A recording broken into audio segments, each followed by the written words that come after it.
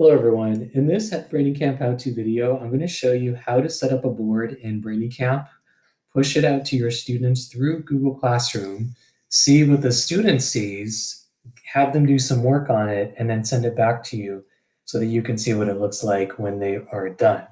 So in this particular example, I have this problem that I set up ahead of time, prove that 2 times 3 is 6, and I would like my students to use the GeoBoard to show their thinking.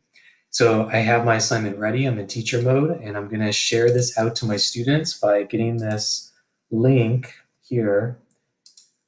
And now I have the link ready, and now I'm going to go to my Google Classroom and make the assignment. So create assignment, and I'm going to do the most important thing first is to add this link that I just grabbed from BrainingCamp and add that there.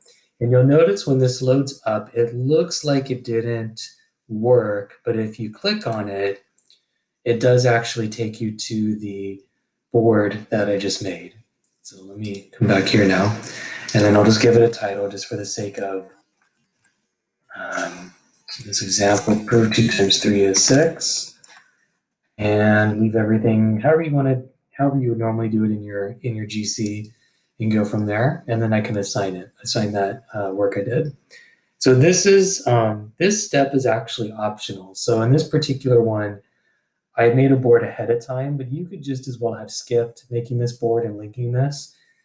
You could have just put in the directions and said here, prove 2 times 3 is 6, and then they can prove it through BrainingCamp and then push it back to you in a minute. I'll show you how to do that. But just for the sake of this demo, that's how you do that part. Now I'm going to assign it, and it's now being pushed out to my class, and there it is. Now I'm going to do a screen share of a Chromebook with a student who now has this assignment in their classroom. So let me just refresh this and make sure I'm on my student. Perfect. There we go. So now in this classroom, you can see I'm in my student mode, and I have this assignment that my teacher assigned to me. Now I'm going to open that up, and this screen comes up, and there's my hyperlink. And again, it looks like it did not work, but if I click on it, I will get open to that board that my teacher gave me, and now I can work on that. Occasionally, let me just go back a step, because this will help you troubleshoot. Occasionally, if they haven't logged into BrainingCamp in a while, or they just didn't do it that day, they might get the screen that looks like this little tiny picture here. All they have to do is log into BrainingCamp again, just go back in through Clever, then come back here, open up the link, and then it will be fine. But let me go back to that assignment and then get some work done here. So they might do something like this, grab the band, 2 times 3. Let me just do one really quick here if I can. Make a nice array here of 2 times 3. And there's a lot more stuff I could do here. I would like my students to do some writing, maybe write the equation and so on. But just for the sake of getting this done as something to turn in, let me wrap up there. And then from here, the student has a couple options to turn it in. They could do a link just like we did a second ago, and then they could give this link back to you, and that's an option. Or they could do a picture, get the image of this, and do it that way.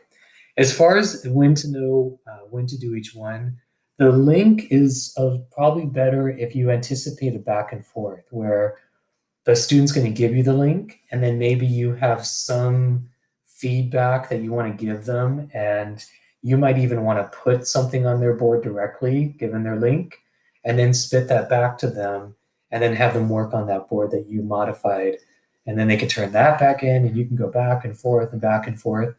So that would be good with a link, but probably the most simple way to do it is through the image. So I'm going to do it that way. So I'm going to download the image, and it's going to go into my download folder on my drive.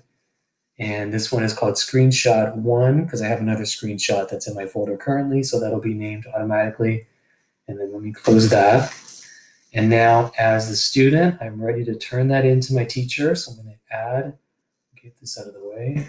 I'm going to add that photo through my file option here.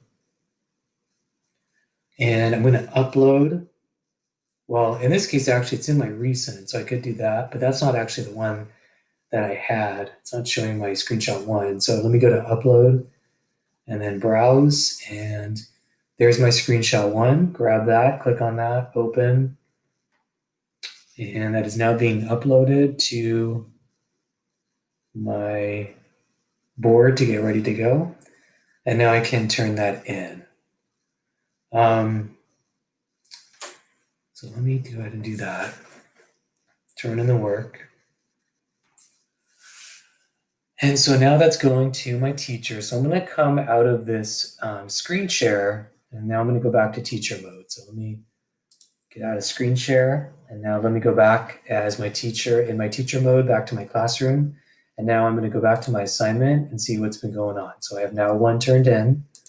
I click on that, and then let's see what they did. So in this one, the student did this, and now I can see on here the image that they submitted. And then just like with Google Classroom, I could do my comments, I could return it, grade it, all those different options. But then that's pretty much it. So that's how to get the work back, and then that's how you get work out to students and back from students in Braining Camp through Google Classroom. So as always, if you have any questions, reach out to me at rrexer, and I hope that helps.